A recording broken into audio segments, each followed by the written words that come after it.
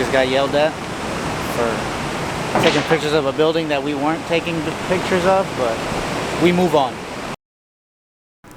Alright, so we are going to go take pictures with the iPhone 15 Pro Max.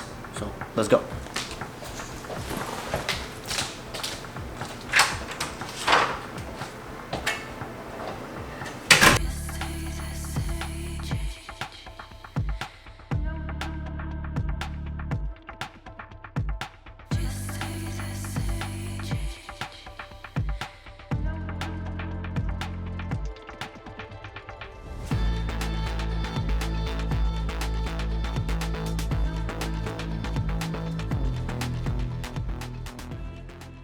Alright, so we're here, the iPhone 15 Pro Max.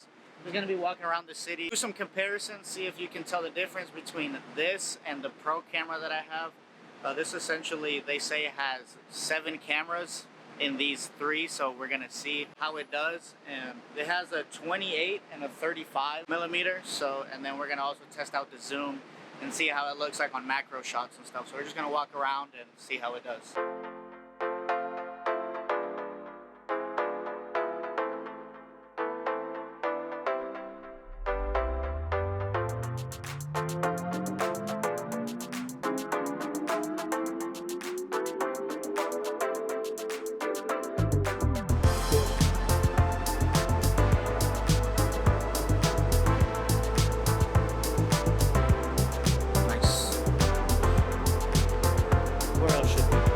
Oh, the fountain's over there. Let's go there. Look at this fucking sign they just have on the ground, bro. Alrighty. Well, we just got yelled at for taking pictures of a building that we weren't taking the pictures of, but we move on.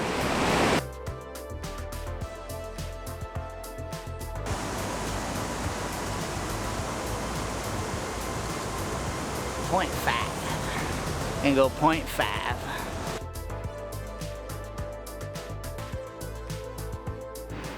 So far, I'm pretty impressed, not gonna lie. Alright, so we just came back from shooting out there in the city. Like I said, I took the iPhone 15 Pro Max with me out there, and I'm gonna be honest, I was honestly pretty surprised at some of the photos that I was able to take with this phone. So right now what I'm going to do is going to put some photos up to compare and see if you guys can tell the difference between the iPhone 15 Pro Max and the EOS R5. I did a video like this a little while back and I got pretty good feedback on it. And so I decided to do it again with the newer phone. So go ahead, put some photos up on the screen and let me know if you guys guessed it right.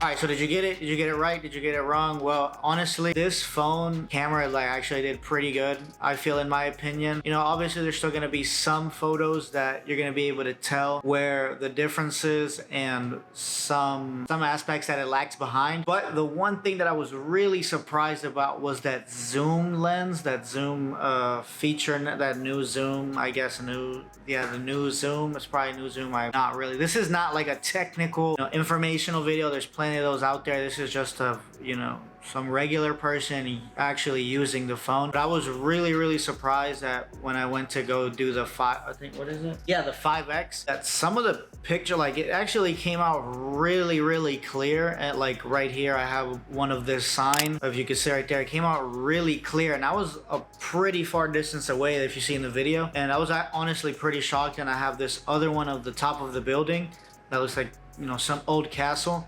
That one shook me up for I was like, wow, that is really clear. That photo is really nice. And it's almost like I had, because I only had the 15 to 35 on, but it was almost like I had a telephoto lens with me just on the phone, which I was pretty surprised about, and I think that was actually pretty cool. Oh, the macro shots that I was able to take of these plants that I showed up on the screen, I think that was pretty cool. I'm not able to do it with this lens, a 15 to 35. I should have probably had the 50 millimeter on me, but I didn't. So if you need some macro shots and probably maybe don't have the lens or just don't have anything to carry, just don't have anything, you just have your phone, I think that is a really good substitute. Also, I do want to say that I took this to a Cars and Coffee that I attended like around Saturday last week, and I was just doing some comparisons between this and the camera, like my actual camera. Honestly, I'm gonna say if you just have your phone on you and like you're just out, like this phone will be just perfect for anybody that, you know, doesn't have a camera, or maybe they're just in a pinch and need to get some photos in. This iPhone is like legit. I was honestly surprised. Like I thought I was just gonna be like, oh, it's whatever, but I'm honestly surprised. So in this video that you saw, I had the 15 Pro Max. When I went to the Cars and Coffee, I had the 15 Pro. I mean, essentially kind of the same phone, but yeah, this one surprised me as well as the Pro Max, just with the capabilities that it had and the photos that it was able to take. I honestly, like, if you do not have a camera on you and you're just on the run, like something just happens and you don't have this with you, like these are pretty good substitutes if I say so myself. And when I was editing them, it didn't feel like I was editing iPhone photos. It felt like I was editing straight raw images from my camera, from my R5. The Apple RAW technology in there, whatever you want to call it, is doing really well. And I just feel like the gap is closing a little bit from the camera on the iPhone to a professional camera, but you know, you're not gonna be seeing full-on movies or pro photographers like shooting stuff just on an iPhone. But for the regular person that is just, you know, not into all this stuff, or, you know, just needs it, like I said, in a pinch or just whatever, just casually, like this iPhone 15 is honestly the shit. Like it's actually pretty surprised me, so I'm glad that it did that and I was able to test it out. But that is it for this video. Thank you guys for watching. I hope you maybe learned a little bit about it. Maybe if you're looking to upgrade, if you have the 14, don't upgrade. 14 Pro, don't upgrade. But if you have anything older than that, yeah, upgrade, you know, just for the camera. Like, you do whatever you want, but I'm just recommending don't really upgrade if you don't need to. But if you have to, yeah, go ahead. I'd recommend upgrading to that one. If you guys did enjoy this video, learned anything, had fun, like the video and comment down below maybe if you should upgrade, if you think about upgrading. Is it worth upgrading just because of the cameras itself? I'm not saying anything. You guys know my opinion. But thank you guys for watching. Peace.